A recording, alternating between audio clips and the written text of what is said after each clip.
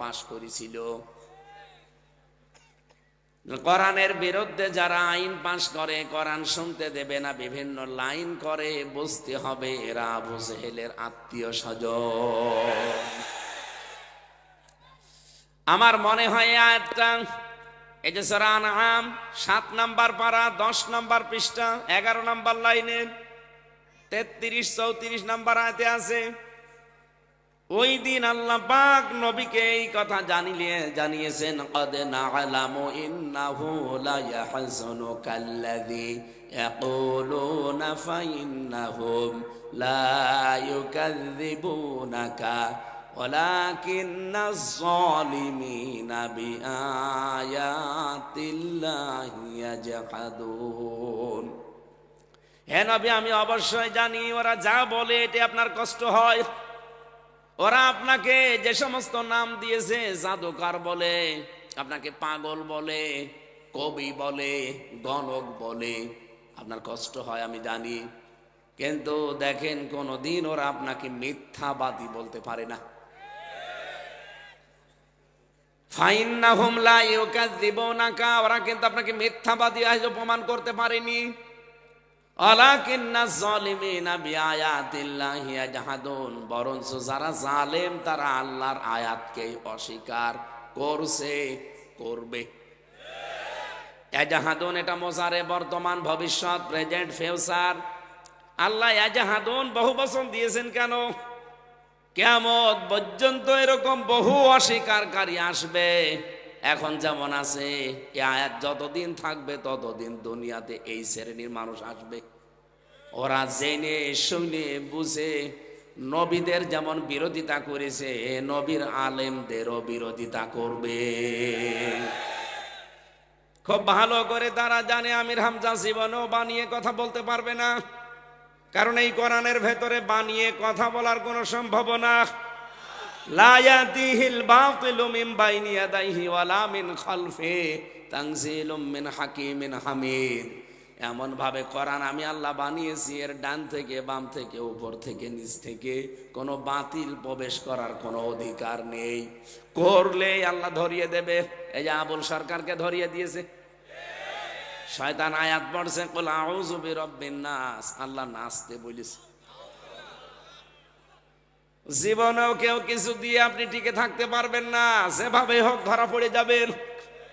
এর আগে একবার হাসিনা বলেছিল, লাকুম দীনুকুম ওয়ালিয়া দীন, রাহুল বুখারী, ধরা খেয়ে গেছে। এত বড় বড় মহারাজারাই পারে নাই, আর আমি তো ছোট মানুষ। আপনিও বিশ্বাস করেন আমির হামজা জীবনেও কোরআনে কোনো কথা ঢোকানো সম্ভব না, কারণ এটার গ্যারান্টি দিয়েছেন কে? এর পরেও দেখবেন অনেক মানুষ উঠে চলে যাবে, মানতে চাবে না। তারা জানে যে এগুলো মানতে গেলে আমার দলই থাকে না। আমি আপনার শত্রু না। আল্লাহর কসম, কোরআনে কারিমে যেগুলো যেভাবে পড়েছি, আমার মাথায় যা আছে আমি ওইভাবে ডেলিভারি দেব। আজকে খুব গুরুত্বপূর্ণ পয়েন্ট আছে। আমি সেদিন মালয়েশিয়াতে এই 6টা বিষয়ের ওপর আলোচনা করেছিলাম। ইন্টারন্যাশনাল ইসলামিক ইউনিভার্সিটি, যেটা একটা সেমিনার ছিল, অনেকগুলো দেশের শিক্ষক এসেছিল, চীন থেকে, রাশিয়া থেকে, তুরস্ক থেকে, সিঙ্গাপুর থেকে, মালয়েশিয়া থেকে। ওই দেশে তো বড় 120টা দেশের ছেলেমেয়েরা এক জায়গায়। আমারে মাত্র কথা বলতে দিয়েছিল 10 মিনিট। আমি এই 6টা পয়েন্ট বলার পরে যারা ছিল প্রায় 100 জনের অন্তত 80 জনের মনে ধরেছে যে হ্যাঁ, এইভাবেই কথা বলতে হয়। আমরা ওইটা আজকে একটু ডেলিভারি দিতে চাই কোরআন দিয়ে। আশা করছি যদি মন দিয়ে শোনেন, আল্লাহর কসম আপনিও এখান থেকে কিছু নিয়ে যেতে পারবেন। আবু জেহেল যে বুঝে শুনে দেখে বিরোধিতা করেছে, ওর কি উপকার হয়েছে না ক্ষতি হয়েছে? আরো জোরে বলেন। আজকে এটা পোস্টারিং করা, মাইকিং করা, না মাইকিং হয়নি? 4-5 দিন ধরে মাইকিং করছে এলাকায়, পোস্টারিং করে সে ফেলেছে এলাকা, ফেসবুকে দিয়েছে, ইন্টারনেটে চলছে। যাদের কানে আওয়াজ গেল সবাই কি এসেছে? বলেন বলেন। যারা আসলেন না, যে আমির হামজাও দল করে, রাজনীতি করবে এরকম কথা মনে করে তাদের আল্লাহ একটা সুসংবাদ দিয়েছেন। সুতরাং যারা আসেননি তারা সুসংবাদ পাবেন এবার। এটা সূরা জাসিয়ার ভেতরে আছে 8 নাম্বার আয়াত, 25 নাম্বার পারা 18 নাম্বার পৃষ্ঠার প্রথম নাম্বার লাইনে আছে, প্রথম নাম্বার রুকুতে, ইয়াসমাউ আয়াতিল্লাহি তুতলা আলাইহি সুম্মা ইউসিরু মুস্তাকবিরান কাআল্লাম ইয়াসমাআহা ফাবাশশিরহু বিআযাবিন আলীম। বলেন আল্লাহু আকবার। ইসমাউ আয়াতিল্লাহ, যাকে শোনানো হয়েছে যে আল্লাহর আয়াত শোনানো হবে তোমাদের। কথা বলতে আসবে কুষ্টিয়া থেকে, চুয়াডাঙ্গা থেকে, চাঁপাইনবাবগঞ্জ থেকে অমুক অমুক আলেম।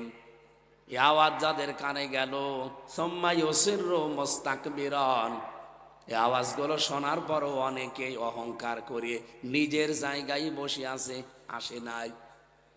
এমনকি অনেকেই চার দোকানে বসে এখনো পর্যন্ত গীবত করছে। আপনার বিশ্বাস হচ্ছে না? চলেন আমার সাথে। বিভিন্ন চার দোকানে বসে দেখেন কি গেজানো গেজাচ্ছে, মনে হচ্ছে তো বড় মুফাসসির হয়ে গেছে। আল্লাহ পাক বলেন কাল্লাম ইয়াসমাআহা, মনে হয় ও যেন আমার কথা শুনেই নাই। এত যে মাইকিং করেছে আবুল কাশেম ভুইয়া, আবুল কাশেম সরকানা ফকির, এত পোস্টারিং করেছে, এত কিছু প্রচার প্রচারণা, ও মনে হচ্ছে শুনেই নাই। এই আচরণ যারা কোরআনের সাথে করলেন তাদের একটা সুসংবাদ আছে, ফাবাশশিরহু বিআযাবিন আলীম। আল্লাহ পাক বলেন তাদের জন্য যন্ত্রণাদায়ক আযাব। এটা কি সুসংবাদ? তো বাংলা অর্থে আল্লাহ কিন্তু এইটাই দিয়েছেন, ফাবাশশিরহু, হে নবী আপনি তাকে সুসংবাদ দেন, আযাবিন আলীম, যন্ত্রণাদায়ক আযাবের। সুতরাং যারা আসেন না রাজনীতি মনে করে বিভিন্ন শ্রোতা নাতা আমার উপরে দিয়ে, আপনাদের খুব কাজ ভালো হয়নি।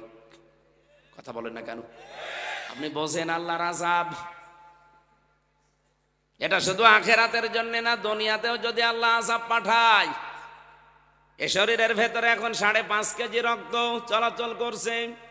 বিজ্ঞান এখন দেখাচ্ছে যদি এই 5 কেজি রক্তের ভেতরে 5 প্রকার ক্যান্সার হয়, যে কোনো এক প্রকার আল্লাহ লাগিয়ে দেয়, 14 বংশ বিক্রি করে ঔষধের পয়সা হবে না। আল্লাহর আযাব যেন না আসে সে ব্যবস্থা করবেন। অথচ আল্লাহর আযাব আমরা নিয়ে আসার জন্য কোরআনের সাথে যে আচরণগুলো করেছি, আল্লাহ যদি রাগ করে আযাব পাঠায়, কোন বাবা আপনারে বাঁচাবে বলেন? এটা তো দুনিয়া গেল একটা বললাম, কিয়ামতের ময়দানের আযাব আমি পড়েছি কোরআনে। আল্লাহ পাক বলেন লাওয়াহাতুল লিল বাশার আলাইহা 19। এমন একটা ঘরে আমি তাকে মরণের পর প্রবেশ করাবো, যারা কোরআনের সাথে অহংকার করে চলেছে দুনিয়ায়। এদেরকে শুধু ঘরে প্রবেশ করাতে দেরি হবে, চামড়া খসাতে দেরি হবে না। নাজ্জাআতাল লিশাওয়া, এদের শরীরের চামড়া এ ঘরে ঢুকলেই খসে যাবে। আমি আয়াতটা তাফসীর সহ পড়েছিলাম জেলখানায়। রিমান্ডে থাকাকালীন আমার আগে এক ভাইকে নিয়ে গেল, ভালো মানুষ গেল, আসার সময় দেখি চিল্লাচ্ছে। কি হয়েছে আপনার? দেখি ওর হাতের আর পায়ের নখ সব তুলে ফেলেছে, চামড়া, এ চামড়াও তোলে। আমাকে মেশিন গুলো দেখিয়েছিল কিন্তু আমার তোলেনি, আমার আগে তুলেছিল একজনকে।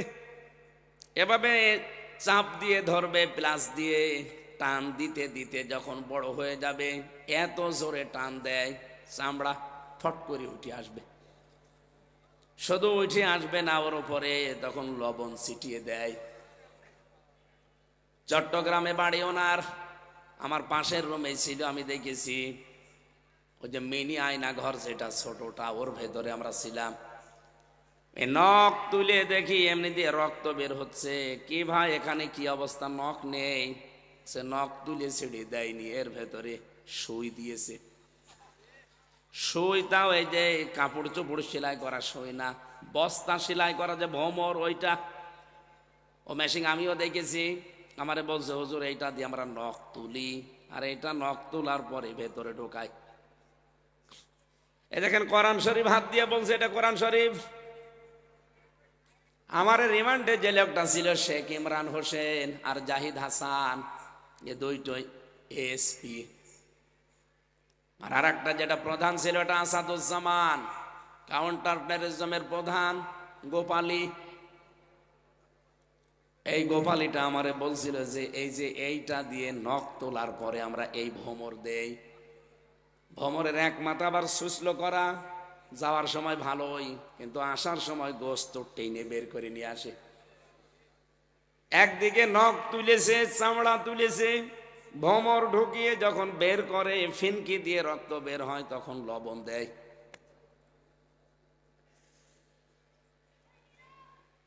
এমনি এমনি এভাবে হয়ে যায়নি শরীরটা।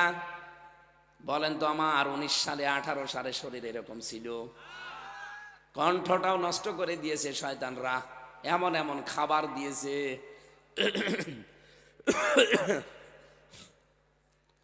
আমি কেন বললাম এ কথা? এই যে নাজ্জাগাতাল লিশাওয়া, এটা সূরা মারেজের ভেতরে আছে 18 নম্বর আয়াত। এই আয়াতের তাফসীর পড়তে গিয়ে দেখেছি এই ঘরের ভেতরে আল্লাহ প্রবেশ করালে সঙ্গে সঙ্গে চামড়া উঠে যাবে, আর ওনারা আমাদের নিয়ে ঘরের ভেতরে মাটির নিচে ঢুকিয়েছে, চামড়া ওঠে নাই, তোলা লেগেছে।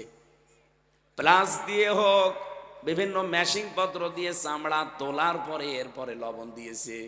আল্লাহ বলেন এমন ঘর বানিয়েছি প্লাস লাগবে না, শুধু ঢুকবি সঙ্গে সঙ্গে চামড়া সব উঠে যাবে। এটা আযাবের প্রথম ধরন। দ্বিতীয়টা কি?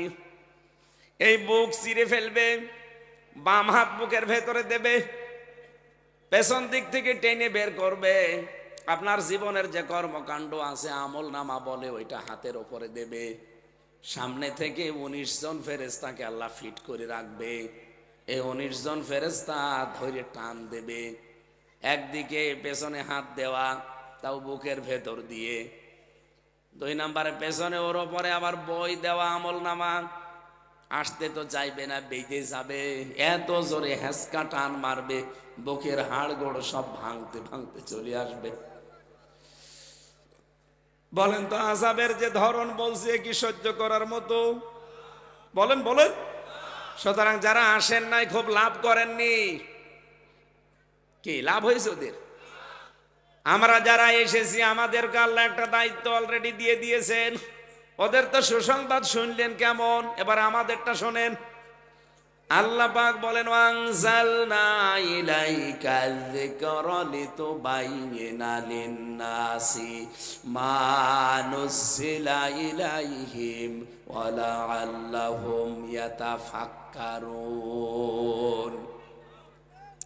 এটা সূরা নাহলের ভেতরে পাবেন, 44 নম্বর আয়াতের শেষের দিকে আছে, 14 নম্বর পারা 11 নম্বর পৃষ্ঠার 4 নম্বর লাইনে আছে। আল্লাহ বলেন এই কোরআন শরীফ আপনাকে দিয়েছি মানুষের কাছে দলিল প্রমাণ সহ বর্ণনা করবেন।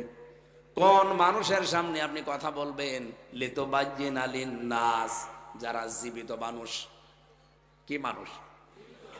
বাংলাদেশের সিস্টেম মনে হচ্ছে আবার আগের মতো ফিরে যাচ্ছি আমরা। 15.5 বছরে আমাদের জীবিত মানুষদেরকে কোরআন শোনানো বড় কঠিন হয়ে গিয়েছিল।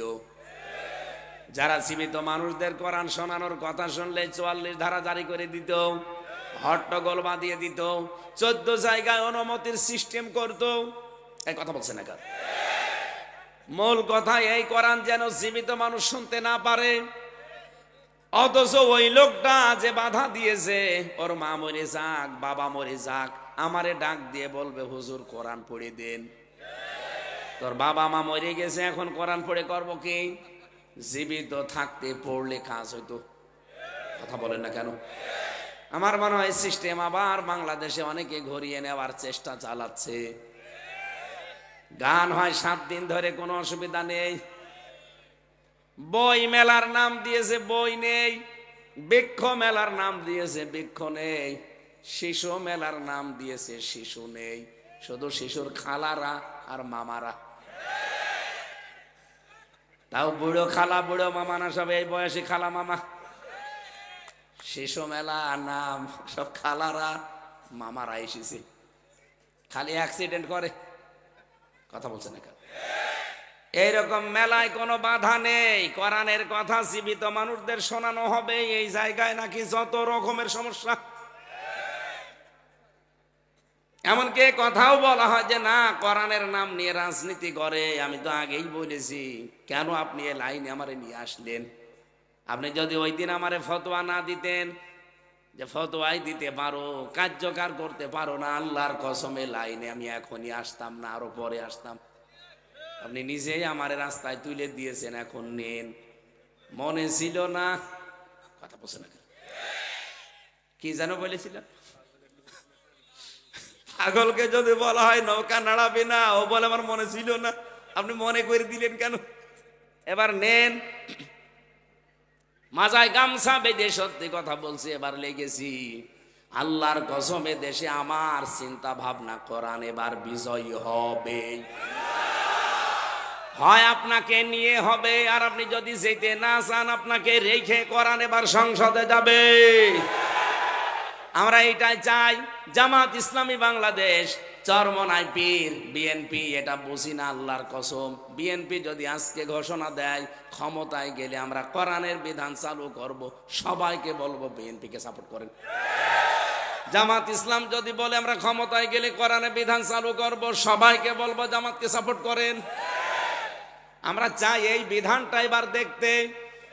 54 বছর শুধু রসগোল্লার ওয়াজ করেছি আফজাল সাহেবের সামনে, খাওয়াতে পারিনি, এবার খাওয়াবো। খাওয়ানোর পরে বলবো কেমন লাগে, জীবনও ভুলতে পারবে না। একবার রসগোল্লা যে খেয়েছে ও আবার খেতে চাইবে। 55 বছরের জন্য বাংলার মানুষ আল্লাহর কসম আফসোস করবেন, কেন এর আগে কোরআন শরীফকে সংসদে পাঠালাম না।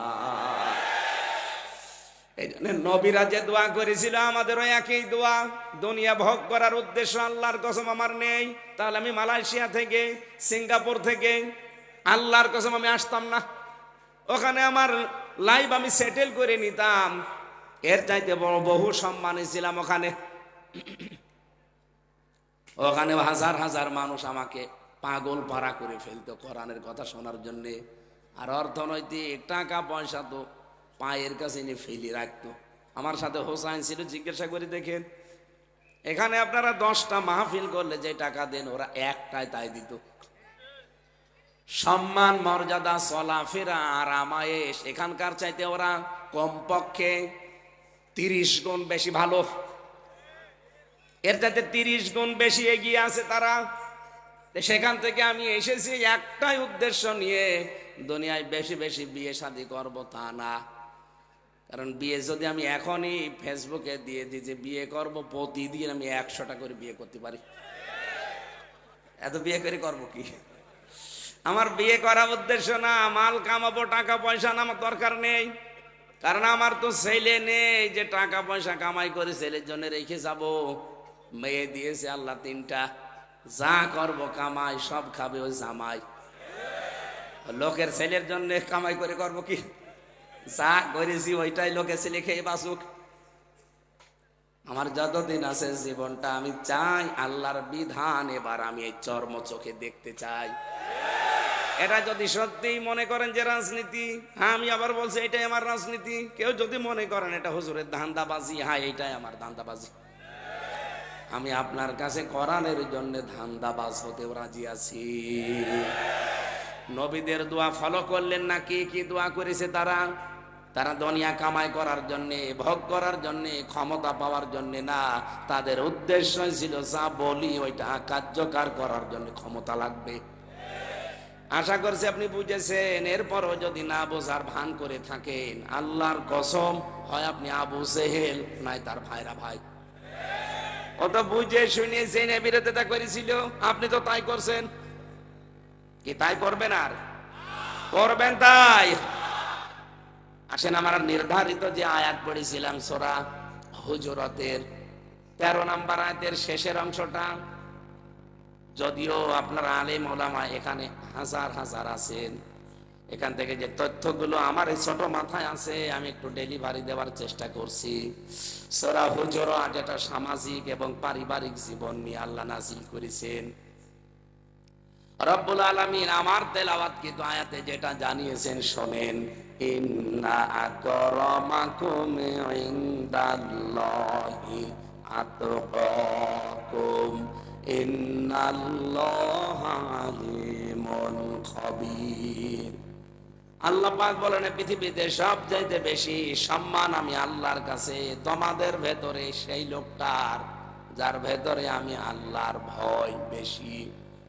তার মানে আল্লাহকে যারা সবচাইতে বেশি ভয় করতে পারবে তাদের সম্মান মর্যাদা আল্লাহর কাছে তত বেশি। কথা বলেন ঠিক কিনা? এই শব্দটা এত মারাত্মক শব্দ। এই এদিকে তাকান। এই পৃথিবীতে কোরআনে কারিমের ভেতরে পেয়েছি আল্লাহ রাব্বুল আলামিন বিশ্ব নবীকে প্রথমে আদেশটা দিয়েছিলেন কোরআনে। সূরা আহজাবের প্রথম নাম্বার আয়াতে পাবেন, ইয়া আইয়ুহান নাবিয়্যুত্তাকিল্লাহ, হে নবী আপনি আল্লাহকে ভয় করেন। নবীদের পরে আল্লাহ তামাম পৃথিবীর সব মানুষকে ডাক দিয়ে একই কথা দিয়েছেন। সূরা নিসার প্রথম নাম্বার আয়াতে আছে, ইয়া আইয়ুহান নাস রাব্বাকুম, হে মানব মণ্ডলী তোমরা তোমাদের রবকে ভয় করো। এরপরে আমি পেয়েছি তামাম পৃথিবীতে আল্লাহ যত উম্মত পাঠিয়েছিলেন এর আগে প্রত্যেকটা উম্মতকে আল্লাহ একই আদেশ দিয়েছেন, ওয়ালাকাদ ওয়াসাইনাল্লাযীনা উতুল কিতাবা মিন ক্বাবলিকুম ওয়া ইয়্যাকুম আনিত্তাকুল্লাহ। সূরা নিসার 131 নাম্বার আয়াতের মাঝের অংশে পাবেন তামাম পৃথিবীতে যত মানুষ আমাদের আগে বিদায় নিয়েছে প্রত্যেকের উপরে এই নির্দেশ ছিল যে আল্লাহকে ভয় করো। এরপরে মহান আল্লাহ এই পৃথিবীতে যারা ঈমানদার তাদেরকে আল্লাহ ডাক দিয়ে বললেন তোমাদেরকেও আদেশ দিলাম, ইয়া আইয়ুহাল্লাযীনা আমানুত্তাকুল্লাহা ওয়াল তানজুর নাফসুম মা কদ্দামাত লিগাদ ওয়াত্তাকুল্লাহা ইন্নাল্লাহা খাবীরুম বিমা তা'মালুন। সূরা হাশরের 18 নাম্বার আয়াতে আছে, এ ঈমানদারেরা আল্লাহকে ভয় করো। আর প্রতিটি মানুষের উচিত আগামী দিনের জন্য তার প্রস্তুতি কতটুকু আছে সে যেন একটু চিন্তা ভাবনা করে দেখে। আফজাল সাহেব মাত্র আর 20 বছর নয় দুনিয়ায় বাঁচবেন। মনে করেন আর 50-55 বছর হয়ে গেছে, আর 20 বছর দুনিয়ায় বাঁচার জন্য কত কিছুর আয়োজন দুনিয়ায় করা শেষ, আরো করবে। অথচ চোখ বন্ধ হওয়ার পরে এই 70-80 বছরের জীবন না, বন্ধ হওয়ার পরে যে শুরু হবে কোনদিন ওই জীবন আর শেষ হবে না। আল্লাহ এই জন্য আল তানজুর নাফসুম মা কদ্দামাত লিগাদ দিয়েছেন। নাজারা ইয়ানজুরু মানে গবেষণা করে দেখা, আর রা মানে দেখা। এমনিতে যা দেখি এইটার নাম রা। আল্লাহ বলেন গবেষণা করে প্রতিটি মানুষের উচিত দেখা যে আগামীকাল যে আমার শুরু হচ্ছে জীবন, যেটা শুরু হয়ে গেলে আর শেষ হবে না। এটা তো শুরু হয়েছে, শেষ হবে, কিন্তু এরপরে যেটা শুরু হবে শেষ। আরো জোরে বলেন, কতদিন শেষ হবে না? এদিকে তাকান। নবীজি বলেন তামাম পৃথিবীকেও যদি সরিষা দিয়ে ভরে দেয়, 70 বছর পরে একটা কবুতর, একটা পাখি এসে যদি সরিষার একটা করে দানা নিয়ে অন্য কোন জায়গায় ফেলে আসে, আবার আসে 70 বছর পর, আবার ফেলে আসে, আবার 70 বছর পর। তামাম পৃথিবী ভর্তি সরিষা হয়তো একদিন শেষ হয়ে গেলেও যেতে পারে, কিন্তু মরণের পরে আফজাল এবং হামজার যে জীবন শুরু হচ্ছে কোনদিন শেষ হবে না। কি জীবন পড়ে আছে বলেন তো? আমার তো মাঝে মাঝে একা থাকলে দুনিয়াদারি আর কিচ্ছু ভালো লাগে না, যে কি করছি। এ 70-80 বছরের জন্য এত কিছু যদি আমার মগজে থাকে, চোখ বন্ধ হওয়ার পরে আমার একা না, প্রত্যেকের এই জীবন আসতেছে। আরো জোরে বলেন। কোন প্রস্তুতি আছে আপনার জীবনে? কোনদিন একটা লম্বা সেজদা দিয়েছেন? আপনি কি বলতে পারবেন যে আমার 1 ঘন্টা 1.5 ঘন্টার একটা সেজদা আছে যেটা আল্লাহকে আমি দেখাবো? পারবেন না। আমি দেখেছি বহু মানুষ জেলখানাতে 1-1.5 ঘন্টা সেজদায় পড়ে আছে। এই মানুষগুলোকে দুনিয়ার দিকে তাকিয়ে দেখি যারা দুনিয়াকে বিক্রি করে দিয়েছে। 1-1.5 ঘন্টার সেজদায় পড়ে কি বলে সে জানে, আর তার আল্লাহ জানে। কিয়ামতের দিন এই লোকটাও দাঁড়াবে, হামজাও দাঁড়াবে। আমার তো এরকম গোপনে কিছু করা আল্লাহর কাছে দেখানোর মতো নেই, উনি দেখাতে পারবে। ও ভাইরা, আমি আমার ইমান থেকে বলছি, এখনই সংশোধন হওয়ার সময়। কেউ কারো না, পৃথিবীতে যত মানুষ আপনার আত্মীয় স্বজন যত রকমের আছে, পৃথিবীর জমিন শেষ করার পরে সবার সাথে একদিন দেখা হবে, কিন্তু কেউ আপনার পরিচয় দেবে না। প্রথমে আমি পেয়েছি ভাইয়ের নাম, মায়ের নাম, বাবার নাম, স্ত্রীর নাম, সন্তানের নাম, বন্ধুর নাম, এরপরে নেতা যারা নেত্রী আছে এদের নাম। এই মানুষগুলো কিয়ামতের দিন আপনার সাথে দেখা হবে, কিন্তু কেউ আপনার পরিচয় দেবে না, দেখলেই দৌড় দেবে। কিন্তু একজনের সাথে আর কোনদিন এই দুনিয়ার জমিন শেষ করার পরে আর দেখা হবে না, তিনি হচ্ছেন আপনার বোন। কি বললাম? কথা বুঝতেছে? সবার সাথে মরণের পরে আপনার দেখা হবে একবার, কিন্তু পরিচয় দেবে না সে, কারণ সম্পর্ক মরণের পরে সব কাট হয়ে যায়। ফাইদা নফিখা ফিস সূর ফালা আনসাবা বাইনাহুম, এই যে নসব আনসাব দিয়েছেন, কোন রকমের সম্পর্ক আল্লাহ রাখবে না। সে আত্মীয়তার সম্পর্ক হোক, দলীয় সম্পর্ক হোক, বংশগত সম্পর্ক হোক, কোন সম্পর্ক থাকবে না, সব আল্লাহ বলেন কাট হয়ে যাবে। ইয়াউমাইযি ওয়ালা ইয়াতাসালুন, এমনকি কেউ আপনার সম্পর্কে জিজ্ঞাসাও করবে না যে হামজা কেমন আছো। কিন্তু একজনের সাথে আর কোনো দিন আপনার সাক্ষাৎ হবে না, দেখাও হবে না, সেটা আপনার বোন। আমি আয়াতের তাফসীর পড়তে গিয়ে দেখেছি বোনের সাথে যেহেতু কোনোদিন আর দেখা হবে না, এজন্য আমরা যারা জ্ঞানী মানুষ আছি, দুনিয়ায় যাদের বোন আছে, বোনের হক ফাঁকি দেবেন না। যেহেতু তার সাথে আর কোনোদিন আপনার দেখাও হবে না, সাক্ষাৎও হবে না, কথাও হবে না, এ দুনিয়ায় শেষ। কিন্তু বহু মানুষ আমরা দেখি এই পৃথিবীতে বোনের সম্পদ আত্মসাৎ করে মেরে খায় না। ঢাকায় সব নেই? বলেন বলেন।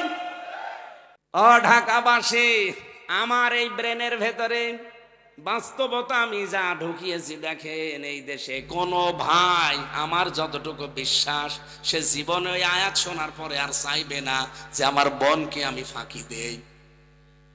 কিন্তু আমরা 100 জনের প্রায় 90 জন আজ ফাঁকি দিচ্ছি, যাদের কারণে, সেটা হচ্ছে আমার বউ। আমার বউর কারণে আমার বোনকে আমি ফাঁকি দিচ্ছি, তার অধিকার নষ্ট করছি। আমি জানি মেয়ে লোক এই কথা শুনলে এখনই বরদোয়া করবে যে হুজুর মরুক, মরব। আমি মরব তাও বলবো, কারণ এটা বাস্তব আছে কিনা বলেন। হাজারো বোর কারণে তার ভাইরা 100 ভাগ বোনের হক আদায় করতে আজ পারছি না। এরকম দজ্জাল বউ আছে কার হাত তোলেন তো? ঢাকায় তো নেই, আমি আলহামদুলিল্লাহ। ওই যে একজন আছে, ও মনে হয় বাইরের জেলা, ও ঢাকার হলে হাত তোলে। সম্মানিত মা বোনেরা, মাপ চাচ্ছি আপনাদের কাছে, আলহামদুলিল্লাহ আপনাদের কোন স্বামী হাত তোলে না। যে 2 জন হাত তুলেছে মনে হয় রংপুরের, রংপুরের না হলে হাত তোলে। যাক আলহামদুলিল্লাহ, অনেক ভালো আছেন। বোনের হক ফেরত দেওয়া লাগবে। অনেকে বলে মাঠের জমি দিয়েছি, বাড়ির জমি, দোকান, এগুলো দেওয়া লাগবে। দেওয়া লাগবে না মানে? সাহাবায়ে কেরাম ভাগ করার সময় বাড়িতে যে খাবার খাওয়ার প্লেট এইটাও ভাগ করে দিতেন, খাবার খাওয়ার যে গ্লাস এইটাও ভাগ করে দিতেন, রান্না করার কড়াই পর্যন্ত ভাগ করতেন। আর আপনি মাঠের জমি দিয়ে দিয়েছেন, বাড়িটা দিতে চান না, বলে দোকানের ভাগ নেবে, তো কোনোদিন আসবে না। আসবে না মানে তোমার জন্ম দিয়েছে তোমার বাবা, আর ওইটাকে ডাউনলোড করে নিয়ে আসা। সুতরাং বনেরকে ফাঁকি দেওয়া যাবে? কার ওদিকে তাকিয়ে এই হকটা নষ্ট করেন না। কার জন্য কি রেখে যাচ্ছেন? আপনার ওই স্ত্রী, ওই সন্তান, ওই মা বাবা এই বনকে ফাঁকি দিয়ে যে গোনা করলেন, এই গোনা ওরা কেউ নিতে রাজি হবে? আপনি নিজের পায়ে তো নিজে কোড়াল মারলেন। আশা করছে এরকম পাগলামি দুনিয়াতে করা যাবে না। কিয়ামতের দিন যেহেতু সবার সাথে দেখা হলে সবাই পালাবে। পালাবে, পালানোর ধরন কি? আল্লাহ পালানোর ধরন দিয়েছেন, ইয়াউমা ইয়াফিরুল মারু মিন আখিহি ওয়া উম্মিহি ওয়া আবি।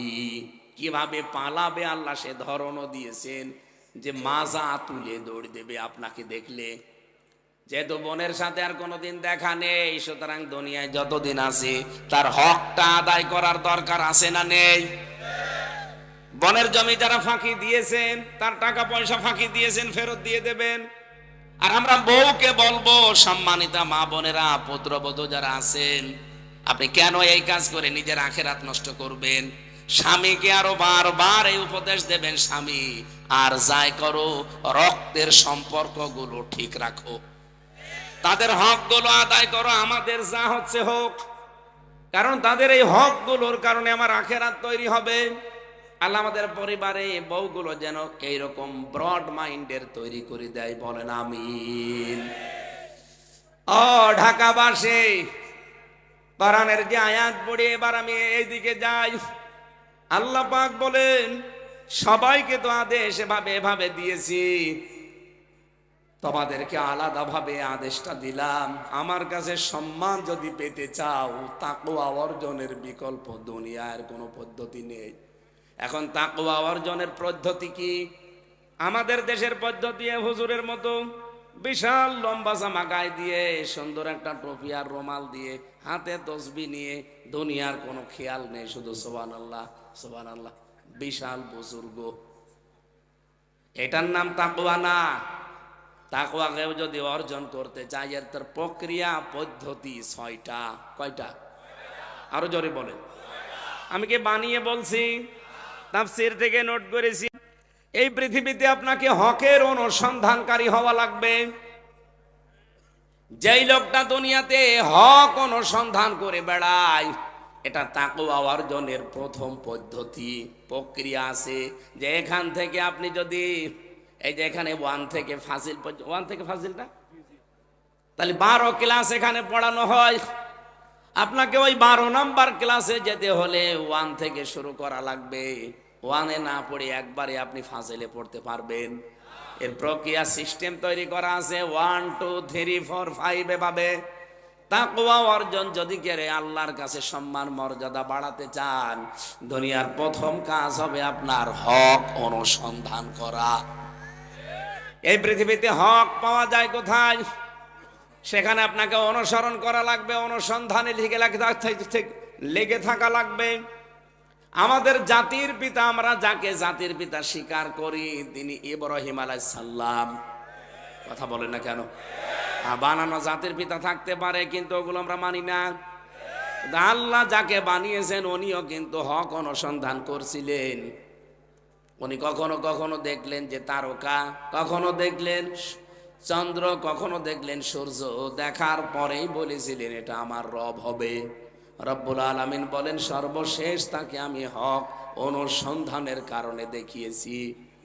সবগুলো যখন ডুবে গেল, অস্তমিত হয়ে গেল, তিনি তখন জাতির সামনে দাঁড়িয়ে ঘোষণা দিলেন, ইন্নী ওয়াজ্জাহাতু ওয়াজহিয়া লিল্লাযী ফাতারাস সামাওয়াতি ওয়াল আরদা হানিফা ওয়া মা আনা মিনাল মুশরিকিন। অবশ্যই আমি আমার চেহারা আমি ঘুরিয়ে দিলাম ওই আল্লাহর দিকে, যিনি আসমান আর জমিনের উদ্ভাবক। হানিফা, আমি একনিষ্ঠভাবে ঘুরলাম, লোক দেখানোর জন্য না, দুনিয়ার কোনো স্বার্থ পাওয়ার জন্য না, একনিষ্ঠভাবে আমি আল্লাহর দিকে ঘুরে পড়েছি। ওমা আনা মিনাল মুশরিকিন, আমি কিন্তু মুশরিক না। আমার প্রশ্ন, হযরত ইব্রাহিম হক অনুসন্ধান করে করে পেয়েছিলেন, আর আমাদেরকে চোখে আঙ্গুল দিয়ে হক দেখিয়ে দিলেও কবুল করতে চাই না। এই কথা বলা লাগবে। এরকম মানুষ দেশে আছে না নেই? উনি তো পেয়েছিলেন অনুসন্ধান করে করে করে, আর আমাদেরকে চোখে আঙ্গুল দিয়ে দেখা দিচ্ছে এই যে হক, এরপরও মানতে চাই না। দ্বিতীয় নম্বরে পেয়েছি, এই পৃথিবীতে হক যদি কেউ পেয়ে যায়, আপনি যে প্রক্রিয়ায় যাবেন 1 2 3 4, তাহলে দ্বিতীয় নম্বর তাকওয়া অর্জনের প্রক্রিয়া হক পেয়ে গেলে কবুল করা লাগবে। আমরা তো হক আপনাদেরকে দেখিয়ে দেই কোরআন হাদিসের মাধ্যমে, আপনি পেয়ে যাওয়ার পরেও কবুল করেন না। যারা কবুল করেছিল আপনি তাদের দিকে তাকান। এই পৃথিবীতে হক কবুল করে কেউ নিরাপদে ছিল না, প্রত্যেকেই হক কবুল করে মুসিবতে পড়েছিল। কথা বলেন না কেন? নবীরা দাওয়াত দিতেন হকের, হকের দাওয়াত দেওয়ার কারণে প্রত্যেকটা নবীর জীবনে কোনো না কোনো সমস্যা নেমে এসেছে, না আসে নাই? এমনকি নবীদের দাওয়াত যারা গ্রহণ করেছে, কবুল করেছে, তারাও বিপদে পড়েছে, না পড়ে নাই? তো এখান থেকেই তো হয়ে গেল সব। হক প্রচার করতে কবুল করলে, হক প্রচার করলে যে প্রচার করবে তার যেমন ঝামেলা, যে কবুল করবে তারও ঝামেলা।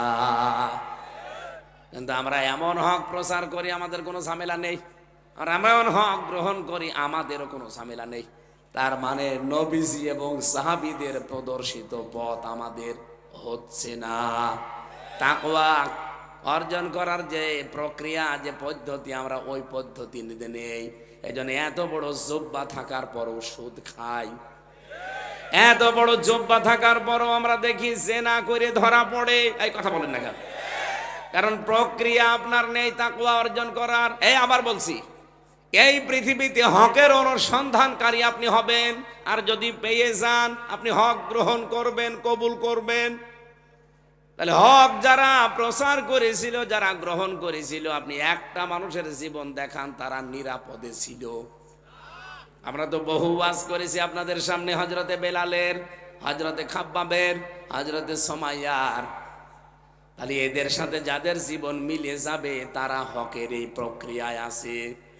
আর আমরা এমন হকের দাওয়াত দেই, এমন হক গ্রহণ করি, দাওয়াত দিলেও ঝামেলা নেই, কবুল করলেও ঝামেলা নেই। তার মানে বুঝতে হবে আমার তাকওয়ার পদ্ধতি অবলম্বন হয়। আপনি কি রাগ করলেন? 3 নম্বরে পেয়েছি, হক কবুল করলেই হবে না, হক প্রচার করা লাগবে। এটা প্রক্রিয়া। হক আপনি প্রচার করেন, যারা প্রচার করেছে আপনি তাদের দিকে তাকান, কি জীবন ছিল তাদের। আল্লামা সাইদি রহমতুল্লাহ আলাইহি সারাটা জীবন হক প্রচার করেছে। জীবনের শেষ দিকে এসে 13 বছর সালেমের জেলখানায় কাটিয়েছে। আপনি কি হক প্রচার করেন যে জেলখানা না, জেলও নেই, খানাও নেই? আপনি এর আগে যাদের জীবনী শোনায়, যার মাযহাব মেনে আমরা চলি, অধিকাংশ মানুষ, ইমাম আবু হানিফা 8 বছর হক প্রচার করার কারণে জেলে ছিলেন, নাকি তার নিজের দোষে জেলে ছিলেন?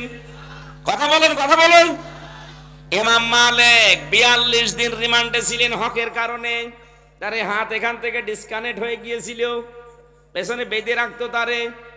42 দিন এভাবে একাধারে বাধা ছিল, মাঝে মাঝে প্রসাব পায়খানার জন্য খুলে দিত। এ হাত এখান থেকে হাড় সরে গিয়েছিল। আমি রিমান্ডে থাকাকালীন আমার শেষের দিকে এসে 9তম দিনে ওরা আমার ঝুলিয়েছিল। প্রায় 11 ঘন্টা মাজার সাথে দড়ি বেঁধে রেখেছিল। আমি যে ঝুলে থাকলে কত কষ্ট হয় আমি নিজে জেনেছি। শুধু প্রসাব পায়খানার জন্য একটু খুলে দিত, তাও 1.5-2 মিনিট। এরপরে আবার বলতো তাড়াতাড়ি করেন। আর ওনারে বেঁধে রেখেছিল হাতে দড়ি দিয়ে, রশি দিয়ে। 1-2 দিন, 5 দিন না, 42 দিন। বিশ্বের এত বড় আলেম হক প্রচার করার কারণে হাত পর্যন্ত ডিসকানেক্ট হয়ে গেছে। এরা তাকওয়া অবলম্বনের প্রক্রিয়ায় ছিল, এই জন্য আজও মানুষ তাদের স্মরণ করে। আল্লাহ তাদের সম্মান মর্যাদা এত বাড়িয়ে দিয়েছেন। এখন তার নাম শুনলেই বলা লাগে ইমাম মালিক রহমতুল্লাহ আলাই। শুধু ইমাম মালিক বলে আপনি শেষ করতে পারবেন না, বলা লাগবে রহমতুল্লাহ আলাই। কথা বলে না কেন? 4 নম্বরে বেশি হক প্রচার করলে হবে না, হকের ওপরে দৃঢ় থাকা লাগবে, টিকে থাকা লাগবে। আপনি বলেন তো, তাকওয়ার এই প্রক্রিয়ায় বাংলাদেশে যারা হক প্রচার করেছে, যারা টিকে ছিল, তাদের জীবন আর আপনার জীবন কি এক? আপনিও তো হক কবুল করেছেন, হক প্রচার করেছেন, হকের উপরে টিকে আছেন। আপনার টিকে থাকা আর যারা সত্যি সত্যি হকের উপরে টিকে ছিল, তাদের টিকে থাকা এক না। আমি মাঝে মাঝে শিক্ষার জন্য এটা বলি, আপনি আবার অন্য দিকে নেবেন না। আমার যে পাহারা দিত মাঝে মাঝে কুতুবউদ্দিন, এই কাশিমপুর কারাগারে 4 নম্বরে আমার পাহারা দিত। মাঝে মাঝে এসে আমারে বলতো, হামজা ভাই, শহীদ মীর কাশেম আলী রহমতুল্লাহ আলাইহে এই বান্দাকে আমিও পাহারা দিতাম, আপনাকে যেভাবে পাহারা দেয়। যেহেতু উনি ফাঁসির আসামি, আপনাকেও তো ফাঁসির ওই কন্ডেম সেলে ওই ঘরেই রেখে দিয়েছি। এই ঘরটায় মীর কাশেম আলী থাকতো। মাঝে মাঝে ওনার কাছে এসে বিভিন্ন গল্প শুনতাম। লোকটার ফাঁসি হবে আজকে রাত 10টা 1 মিনিটে। সন্ধ্যা 7টায় আসলাম আমরা, ওনারে এসে বললাম, স্যার মাত্র 3 ঘন্টা বাকি আছে, আপনি প্রস্তুতি নেন, আজকে আপনার ফাঁসি। উনি আমারে ডাক দিয়ে বলছে, কুতুব ভাই, 3 ঘন্টা তো অনেক সময়, আমি একটু ঘুমিয়ে গেলাম, আমাকে আপনি 1 ঘন্টা আগে ডেকে দেবেন। কুতুব আমারে বলছে, হামজা ভাই, উনি ডাকলাম ঠিক ঘুমিয়ে গেল। 2 ঘন্টা ভালোভাবে ঘুমিয়েছে। ওনারে ডাকলাম, উনি উঠলো, গোসল করলো, 2 রাকাত নামাজ আদায় করে আমারে বলছে, আমি রেডি আছি, ডাক দেন জেলার সোফার রে, জল্লাদকে বলেন রেডি হতে, আমি পাঞ্জাবি পায়জামা তোর মেখে রেডি আছি, মনে হচ্ছে জান্নাতে যাবে। এটা তো নেনা। আমি বললাম, কেন জানেন? কুতুব ভাই আমারে বলছে, হামজা ভাই, আমি এখনো পর্যন্ত মিলাতে পারি না, যার 3 ঘন্টা পরে ফাঁসি, সেই লোকটা 2 ঘন্টা ঘুমাইলো কি করে? অথচ তার ছেলে ব্যারিস্টার আরমান তখনও গুম হয়ে আছে, কোথায় আছে কেউ জানে না। এখন নাই জানছি, 8 বছর আয়না ঘরে ছিল, কিন্তু তখন তো উনিও জানতো না কোথায় আছে। তার স্ত্রী হাসপাতালের বেডে কাতরাচ্ছে, আইসিইউতে। তার দলীয় লোকজন হাজার হাজার লক্ষ লক্ষ পালিয়ে বেড়াচ্ছে। লক্ষাধিক মামলা মাথার উপরে নিয়ে কেউ ঘুরে বেড়াচ্ছে, পালিয়ে বেড়াচ্ছে। এরকম কঠিন মুহূর্তে মাত্র আর 1টা ঘন্টা বাকি আছে, ও 2 ঘন্টা ঘুমিয়েছে, আমার এখনো মিলাতে পারি না। কুতুবরে ওই দিন বলেছিলাম, ভাই আপনি মিলাতে পারেন না, আমি মিলিয়ে ফেলেছি। এই আয়াতটা তখন আমার মনে পড়েছিল, সূরা হামিম সেজদার 30 নম্বর আয়াত। আল্লাহ পাক বলেন, ইন্নাল্লাযীনা ক্বালু রাব্বুনাল্লাহ, নিশ্চয় যারা এই কথা বলতে পারে আমাদের রব আল্লাহ, সুম্মাস্তাকামু, এর উপরে দৃঢ় থাকে, টিকে থাকে, অটল থাকে। বললেই হবে না, টিকে থাকা লাগবে। তাতানাজ্জালু আলাইহিমুল মালাইকা, তার কাছে আল্লাহ 1 জন 2 জন না, মালাইকা বহু বচন, হাজার হাজার ফেরেশতা পাঠিয়ে দেয়। কি বলে এসে ফেরেশতারা? আল্লাহ তাখাফু ওয়ালা তাহজানু, কোনো ভয় নেই, কোনো চিন্তা নেই। ফাবশিরু বিল জান্নাহ, ওই জান্নাতের সুসংবাদ দিতে এসেছি। আল্লাতি কুনতুম তুআদুন, যার ওয়াদা আল্লাহ তোমাদের সাথে করেছে। আমার ওই দিন কুতুব ভাইকে আমার বলা এই কথাটাই ছিল যে, ভাই আমি মিলিয়েছি, যে লোকটা আল্লাহকে রব বলার পরে টিকে থাকে, আল্লাহ তার কাছে ফেরেশতা পাঠায়। মাস্ট বি তার কাছে ফেরেশতা এসেছিল এবং এই সুসংবাদ দিয়েছে যে আপনার ছেলে গুম হয়ে আছে, আপনার স্ত্রী হাসপাতালের বেডে আছে, আপনার দলীয় লোকজন পালিয়ে বেড়াচ্ছে, কোনো চিন্তা নেই, সবার দায়িত্ব আল্লাহ নিয়ে নিয়েছে। এই কথা তার কাছে ফেরেশতারা না বললে জীবনও তার ঘুম আসার কথা না। 2 ঘন্টা মাত্র, আর 1 ঘন্টা বাকি আছে ফাঁসির। বলতে আমার কাছে যত সহজ মনে হচ্ছে ভাইরা, এত সহজ না। যারা জেলে ছিল জিজ্ঞাসা করেন। 3টা বছর আমার মনে হয় কমপক্ষে 1000 খানিক ঘুমের বড়ি আমার খাওয়া লেগেছে। তারপরেও তো আমার কোনো চিন্তা ছিল না। বাইরে আমার মা বাবা আছে, আমার শ্বশুর শাশুড়ি আছে, তারা ধনী মানুষ। আমার পরিবারে শুধু আমার ম্যাডাম, আর তখন তো মাত্র 2টা মেয়ে ছিল। ও চালানো কোনো ব্যাপারই না। এরপরে আমার দলীয় লোকজন সবাই খোঁজ খবর নিত।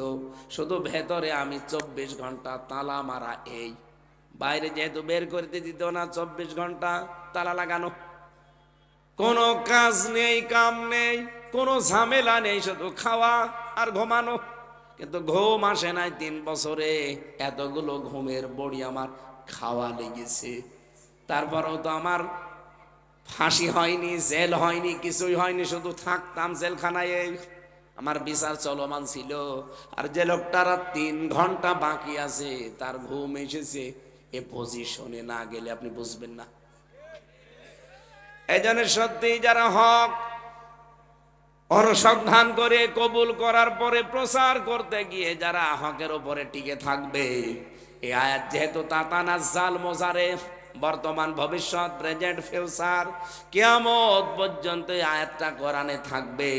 আর কিয়ামত পর্যন্ত আল্লাহ ফেরেশতা পাঠিয়ে তাদেরকে সুসংবাদ শোনাবে। হক আপনি মানে তাকওয়া যদি এই প্রক্রিয়ায় অবলম্বন করেন, আপনি আল্লাহর কাছে দামি হয়ে যাবেন। 5 নম্বরে পেয়েছি, যদি হক পেয়ে যান, দৃঢ় থাকতে পারেন। শুধু নিজে দৃঢ় থাকবেন না, এটাকে কায়েম করার জন্য সর্বাত্মকভাবে চেষ্টা করা লাগবে। আর সেই সময় এখন বাংলাদেশে এসে গেছে। হক এবার কায়েম করাই লাগবে, ইনশাআল্লাহ। আরো জোরে বলেন ইনশাআল্লাহ। 6 নম্বরে বেশি, হক যদি কায়েম এবার হয়ে যায়, আপনি হাত গুটিয়ে বসে থাকবেন তা না। এই হককে কায়েম রাখার জন্য আপনি সর্বাত্মকভাবে সাহায্য করবেন। বহু ঝড় ঝাপটা আসতেছে। এই 16 মাসের ভেতরে কমপক্ষে 31 বার এই দেশকে অশান্ত করার জন্য চেষ্টা চালিয়েছে। আপনি কি মনে করছেন আল্লাহর বান্দি ওখানে বসে আছে? চেষ্টা চালাচ্ছে, বহু কায়দা কৌশলে চেষ্টা চালিয়েছে, কিন্তু এখনো পারে নাই।